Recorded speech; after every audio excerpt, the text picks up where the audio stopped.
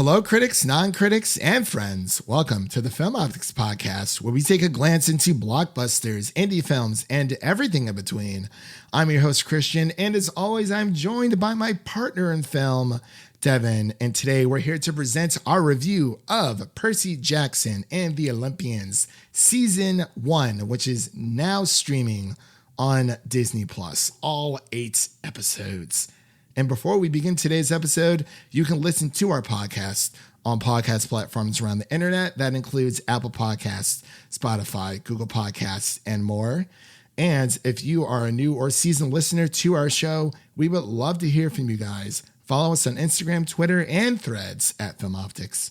That is optics with an X. Or you can email us at filmaoptics@gmail.com for any movie-related questions. Devin, what's going on? We just got done with one review. On to the next.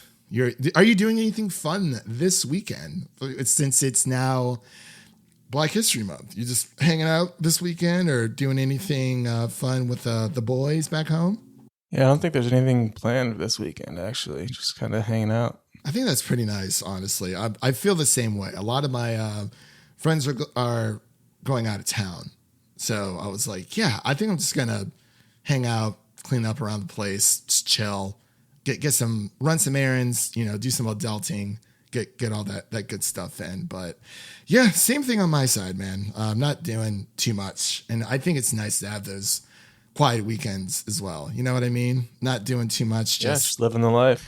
Exactly. Just coasting, just recharging from a crazy week because God, it's been a crazy week altogether. But I'm glad that you're doing so well. As we have mentioned here today, for all of our listeners out there, we're going to be covering Percy Jackson and the Olympians Season 1. And for this review, we are going to be getting into spoilers now that all 8 episodes are streaming on Disney Plus. But before we get to that point of spoilers, we are going to do kind of a initial reaction, non-spoiler portion first. But we are going to be talking about spoilers later on in this episode, and I will let you know. I will give you a fair warning before we dive into that neck of the woods. So without further delay, we're going to just dive straight on in because, we got a quest to complete here, Devin. We got to get the Master Bolt back to Zeus before this whole war thing happens. It's too crazy. So we got to get on this quest and meet up with Percy and the rest of the crew. So we'll be right back after this introduction to Season 1 of Percy Jackson and the Olympians. Perseus. That's me. Mm-hmm. That's who you're named after. Because he was a hero? Because he was brave and kind and against all odds, he managed to find his way to a happy ending. I'm used to the world feeling weird to me. Like a puzzle with half the wrong pieces. But lately, it all feels different somehow. Percy, you are special. When you're ready to hear what the gods have in store for you, they'll tell you. Percy, the stories I have told you about Greek gods and monsters, they are real. And we are back with our Percy Jackson and the Olympians Season 1 review. The creators of this show include Rick Riordan and Jonathan E. Steinberg, and stars Walker Scobell, Leah Jeffries, and Arian Hardry. And the synopsis is as follows. Demigod Percy Jackson leads a quest across America to prevent a war among the Olympian gods. That is the best, that's the best description ever. And it's actually the only, synopsis I was able to find. There's, none on Rotten Tomatoes, so I just kind of pulled that from IMDb. But the series, as I mentioned before, all 8 episodes are now streaming on Disney Plus, and I believe it's actually on Hulu, if I'm not mistaken.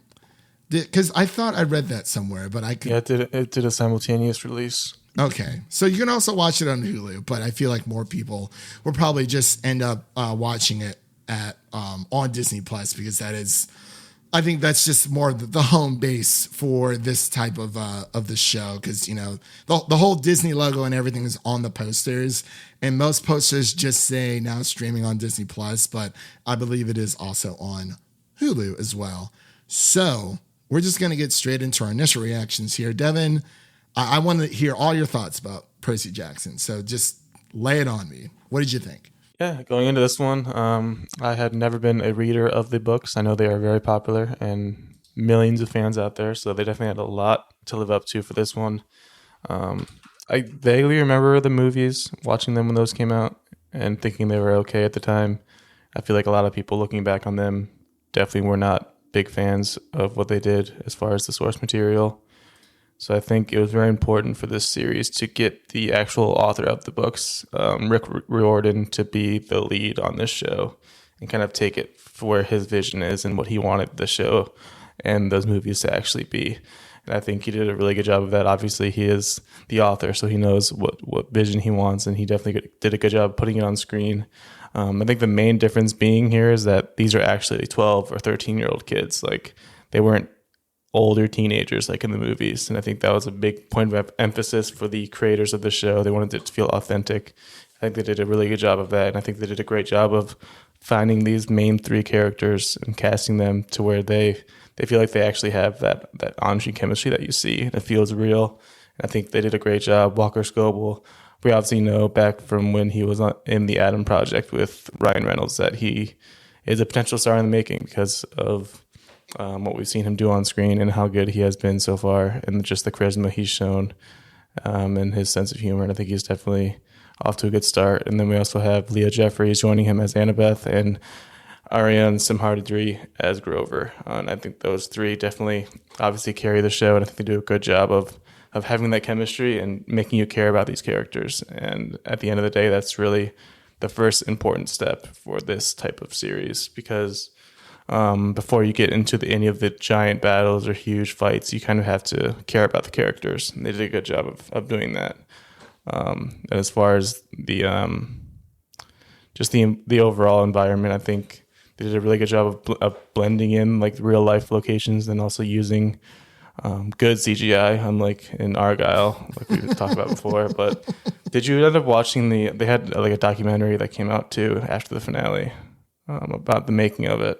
I saw that, and I've noticed that Disney Plus has been doing that for a lot of their shows. I do plan on watching it, but I have not seen it yet. Have you? Yeah, I would definitely recommend it. I watched it after the finale, and it was 50 minutes, so it was definitely a lot of information they put out there, but it was really well done, and it definitely showed a lot of the making of the show and just the actors and everything that they went through to make the show. And it showed that the most of the shots in the show were made using the volume, which is that giant like circular like technology that the Mandalorian uses mostly. So they have that Disney connection, but it's just crazy how real some of the stuff looks when they use that. Like most of the locations were used with the volume. Wow. Like a lot of the forest and a lot of the woods where it looked like they were battling it out in an actual forest. It was just, they're just in a building in Vancouver using the volume, and they're just like, it shows that they're actually in the scene, and just, it all looks so cool. But then they did a good job of blending that together with actual sets, like the camp, all those cabins were all built from the ground up, and they made those look really good. And it was just so cool to see that, because it's just a good job of doing that mixture of, I loved all the locations they went to, like throughout the country. I love how they were just traveling along and gallivanting across the country, trying to do this quest that they had. They were in a Vegas type area. They were in Seattle. They were in Washington at one point. They're just everywhere, and it's just cool to see that, and cool to see this adventure unfold. And I overall just think they did a really good job of setting things up. I totally agree. When it comes to my initial thoughts, I did, and this is like way back when, I remember reading the first Percy Jackson book, but I know there's 5 of them, and there are 5 planned seasons of the show, each adapting one book for the series. But I remember reading the first book when I was younger, but I didn't I was glad that this came up because, the movies that we got like a while ago where, every book was getting a movie, they weren't very good. And I remember not liking the first movie that came out. It was just because it's like the Lightning Thief. But yeah, when it comes to this series, and I was very happy with the results because, this is like that young adult YA fantasy story that has captured the hearts of so many millennials across America. It might as well just be, Harry Potter coming back for a TV series, which it is. But when it comes to Percy Jackson and the Olympians, especially for season 1, I think they did a fantastic job. It has like the quirkiness of a Disney series. Like it feels like a Disney series. It doesn't feel too kiddish because it does have a lot of serious moments within this series, especially when it comes to meeting a lot of the gods and just Percy's journey altogether, from him figuring out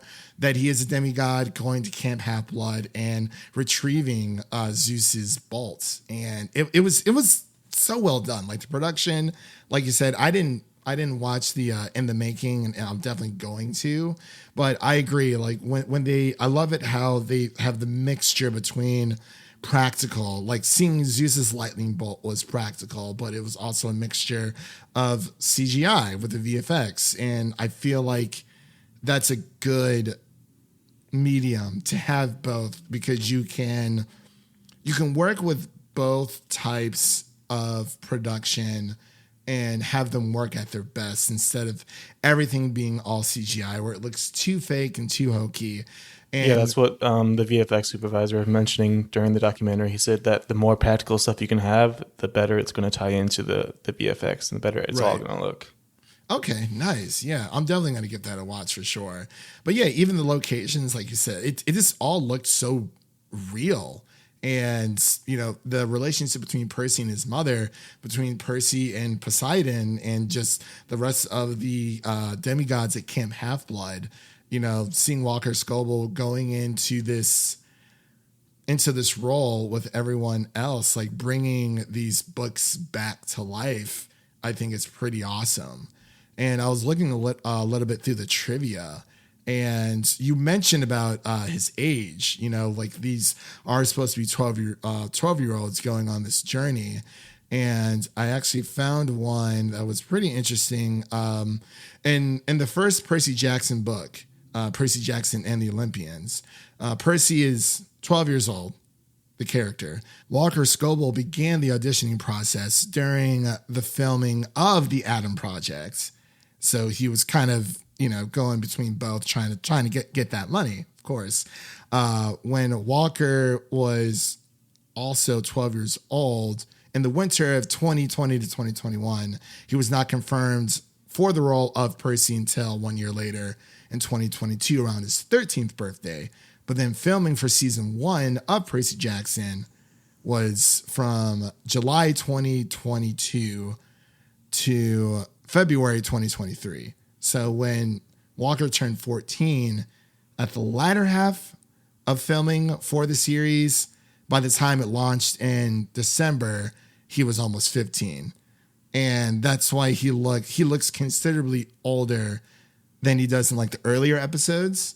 I'm not sure if that was a lot there. So I apologize to listeners out there. Just a lot of back and forth. But long story short, Walker was 14 by the time, or 14 going on 15 by the time that the episode started releasing. But he was like 13, 12 during the earlier episodes, because you can kind of see he was a little bit younger.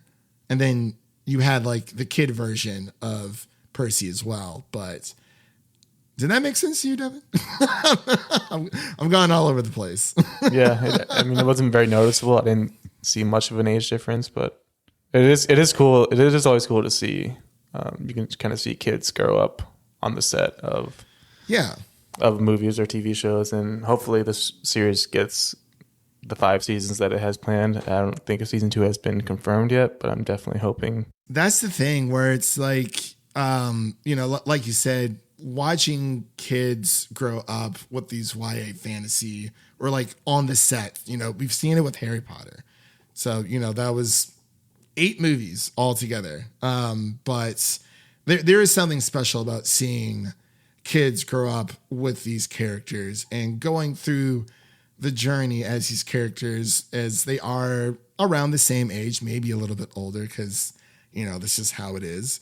But there are 5 books in this, journey. So it's like, I don't know how old Percy is towards the end.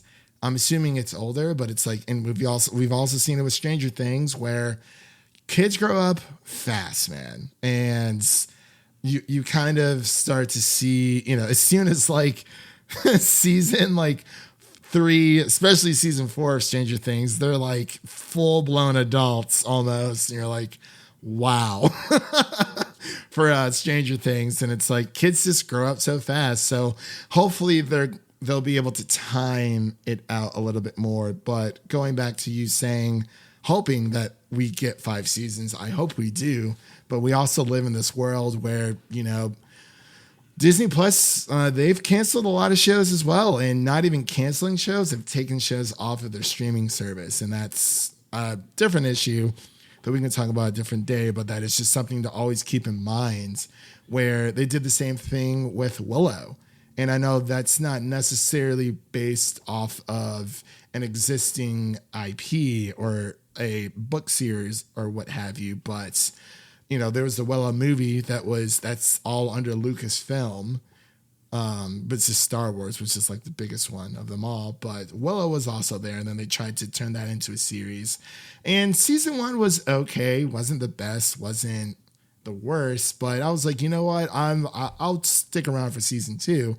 And they had 3 seasons planned out for it, and then they just canceled it, and then they took it off Disney Plus, so you can't even watch it anymore. And I hope they don't do the same thing with Percy Jackson, because it is a great story about self-discovery, finding out where you belong in the world. And I think probably my favorite parts outside of Annabeth, Grover, and Percy being together was Percy's interactions with his mother and, with his father later on, and Zeus as well. But we'll talk about that here in a bit. But Devin, was there anything else you wanted to mention before we kind of get into spoilers? Yeah, I wanted to. It feels like you remember that whole the whole Roman Empire meme where it's like, I never understood that meme. I literally never understood that meme. Yeah, it's like boys are thinking about that every week. I feel like it's more so for Greek gods. Like I'm thinking about Greek gods and Greek mythology way more than ever thinking about Roman stuff. Like give me this any day. Like after playing Hades, especially, just like getting to know all these different characters, it just way better than anything Romans can do. Get that out of here. Yeah. And I remember when I was younger, I used to be like really into like Greek mythology. And I took like a class when I went to community college, like way back in the day. And I took like a few Greek mythology classes. And it was just so cool to learn about this like crazy family all together. So yeah, it was pretty awesome. But as we mentioned, we are going to start talking about spoilers here. So this is your spoiler warning for Percy Jackson and the Olympians season 1. So if you have not seen all 8 episodes, turn back now. So Devin, we got the late Lance Reddick playing as Zeus himself, Mr. Thunderbolt. Yeah, it was definitely sad to see him up there. Just knowing that, I'm guessing it's his last role. Definitely last live action role, I would imagine. Maybe he's in some more voice acting somewhere, but he's definitely got the voice to play Zeus. Like he's got that so perfect, that powerful voice that definitely worked on the screen as well. Yeah, and I'm glad that they didn't take him out saying, oh, well, he's passed on. We have to put someone else in. Obviously, whoever they get to replace Zeus, or, we don't know how much he has recorded of Zeus already. Because like we said, they are planning 5 seasons for this, for the show. So it's like, we don't really know how how much she was involved outside of the first season, but I'm assuming it was just the first season altogether. But man, I miss him. It's terrible because it's like he was so perfect as Zeus. And of course, we get Mr. Lin-Manuel Miranda playing as Hermes, excuse me.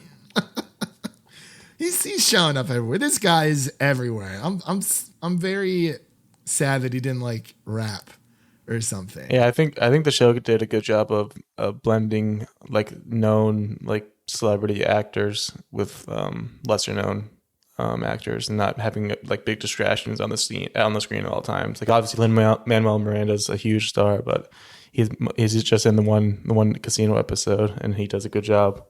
There's also Adam Copeland, who plays Ares. He is Edge in the wrestling world. So if you remember seeing him back in the day. He's a wrestler. Yeah, he's a pretty big wrestler. He goes by Edge. Ed Sheeran? No, I'm kidding. I mean, if he can get down in the ring, he can get that done. Well, you cut out there. I do apologize. What was his stage name? Oh, it's just Edge. Oh, Edge. Because when you cut out, it was like Ed shit. I was like, Ed Sheeran? Ed Sheeran? Yeah, he's been acting for a few years now. Apparently, he was in the Flash TV series as Atom Smasher. And I heard the Flash TV series is really good, but it's 9 seasons long, so I don't know about that. Yeah, they got him playing Ares. He's definitely got that physical elements that he brings to the screen. And then one of my favorite comedic actors out there, Jason Mantzoukas, plays Dionysus, which is just a great pairing. Mm-hmm. You got the dumb drunk god out there drinking his wine. In this case, I think he asked Percy for a beer, which was pretty funny.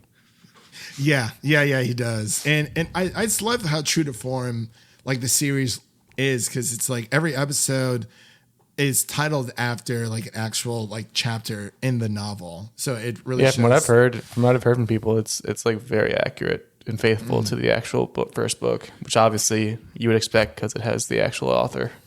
Yeah, which is very. I like how they were able to really just give this series, this franchise, or these book series like a new life for new fans. There are a lot of kids out there probably watching this as well, and I hope to God they never watch those movies, but they will have this, which is really, really good. And yeah, it's just, man, I love. Just from beginning to end, like you said, this series does a great job of making you care about the characters, because you have someone like Annabeth, who is the daughter of Hera. I think so. Yeah, daughter of Hera, and you have Grover, who's like this goat. Man, I am blanking on the name of the race of his people, but it really just has that YA fantasy. There's the conveniences, but it's like everything flows so well together. Where you're going on this journey. It's a surface level type of story where it is YA. So it's not like you're reading Game of Thrones where there's all these like intricate like side plots happening while the main adventure is happening at the same time. And for those who do not know, obviously we are in spoiler territory right now, but Luke is the one who betrays Percy, and I had a feeling that just the amount of screen time he had, I was like, there's got to be something else going on here, because no one else is getting this screen time. and I knew that. I knew he was the one going in, just because I remember that one detail from the book.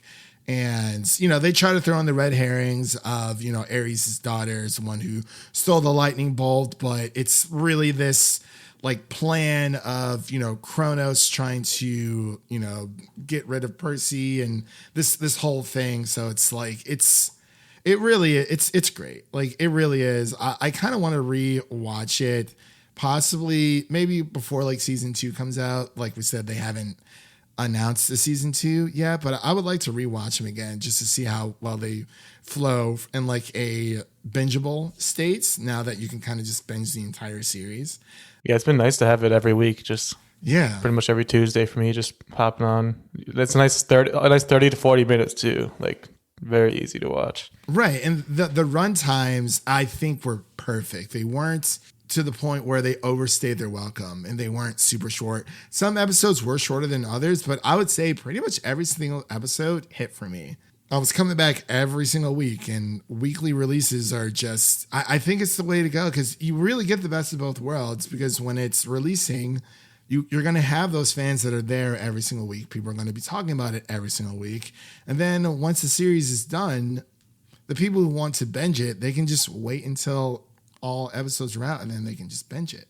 And for anyone else out there who wants to watch it, who hasn't had a chance to watch it during the weekly release, who kind of just didn't know about it, they're able to just experience it all at once. So it's like, I really like the weekly releases. I like how Disney's experimenting and shuffling around things when it comes to, you know, okay, like what should be weekly, what shouldn't be, what days should we release Marvel content, or Star Wars content. And I think this is a breath of fresh air as well, because I mean, as much as we love Marvel and Star Wars, it's kind of only been the reasons why I've been that we still have the Disney Plus subscription is because of Marvel and Star Wars content. It's nice to see something else coming out of the pots where it's like, hey, here's something that's familiar. It's not Marvel or Star Wars, but it's on Disney Plus, and you can kind of, you know, expand your horizons. It's not just the Marvel and Star Wars streaming service. And I think this series is a great step forward to be like, hey, we also had Percy Jackson. We had Willow, and you know, things of that nature. So I think it's a nice breath of fresh air altogether. Devin, was there anything else you wanted to mention before we get into our final thoughts and ratings for Percy Jackson and the Olympians? Yeah, I think the only real main complaint I've seen from some people about the series is just the lack of overall action and like action sequences and fight scenes and whatnot, which I do agree with to a certain degree, but I also kind of understand where they are kids at the end of the day, so that kind of limits to what you can do and just how much you can do. And it's also just the beginning of these stories where obviously we're building up to more and more epic fights and battles, and just hopefully get to see the story arc grow and these characters grow, and then we can get to more epic battles. But I do agree that there were definitely a few episodes where it just felt like there was some action missing, and that would be the one thing I would say. I agree. It was more so of the it was less action and more like exposition just altogether, where, you know, they're kind of just like walking and talking. You know, or they're running into like these gods and goddesses and these creatures. But yeah, especially with all these creatures and gods, like how cool they all looked. Like it would have been cool to just have just more of that, because they did a good job of showing those. And especially Poseidon. That was so cool how we finally, you know, Percy finally gets to meet his father, and we were actually revealed who was playing Poseidon in episode 7. We find out the truth. ... sort of that episode. So I thought it was great. I loved Poseidon as well. Like he's this complex god where, you know, and the reason why these demigods exist is for them to do the dirty work of, you know, the gods and goddesses, because they can't break certain rules, but the demigods can. That's why they have, like, you know, Camp Half-Blood, and, you know, it's crazy. It really is. It's so cool to see, you know, the whole demigod situation where, you know, these gods have children with mortals, and it's like, it shows their weakness, because, you know, they look down on mortals, but they want to mingle and like walk among them at the same time. And it's like, it's kind of like their kids are their shame, but I guess it depends on the god or goddess you're talking about. You know what I mean? So it's it's pretty cool, and I can't wait to see more. But what would you score your rating for Percy Jackson season 1? Yeah, I'm feeling like a solid 86. Like I said, wow. there's definitely some improvements that could be made for upcoming seasons, but I think it's just a great building block for the potential 5-part series. Yeah, I would definitely give this like a solid 85. It's not perfect, but it's so much better than the movies, and I think it's only going to get better from here. And with season 1, with a lot of television shows, even though this is more of a faithful adaptation from what I've read online, it's all about the building blocks. You're trying to figure out what works, what doesn't. And I think by the time season 2 comes around, it's definitely going to get a little bit more spicy altogether. But I actually did confirm on Rotten Tomatoes, it is also streaming on Hulu because it says where to watch Percy Jackson season 1. It says Disney Plus and Hulu. So you can watch it either or. Still don't know why they had 2 separate subscription services. Just give us one. Whatever the price may be, I'm sure they'll figure all that stuff out. But with all that said, that does conclude today's episode of Percy Jackson Season 1. If you enjoy what you heard, make sure to subscribe to our podcast on your preferred podcast platform of choice and follow us on Twitter, Instagram, and Threads at FilmOptics. That is Optics with an X. And don't forget to share an episode of our podcast with a fellow movie lover.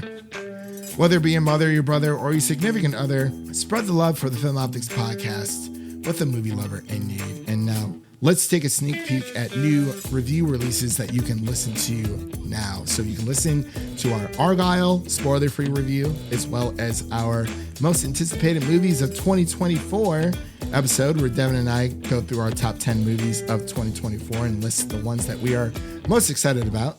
You can also check out our Mean Girls review and our Echo spoiler review. And for upcoming releases, we're going to be covering Madam Web. I believe we're also going to try to cover the Bob Marley biopic, and we're seeing Dune Part 2 early, y'all. It's going to be amazing. Let the spice flow. We're going to be seeing early on February 25th, Sunday, February 25th. So we're going to have that out a full week early before it releases in theaters on March 1st. So keep a lookout for that as well. And thank you all for listening. If you enjoy the show, please take a moment to leave us a 5-star rating and review on Apple Podcasts and Spotify. And stay connected with us by following us on Twitter, Instagram, and Threads, all that social media garbage at Film Optics. That is Optics with an X. That was Devin, and I'm Christian, signing off. And remember, life is like a movie. So go out there and make it a blockbuster. Peace.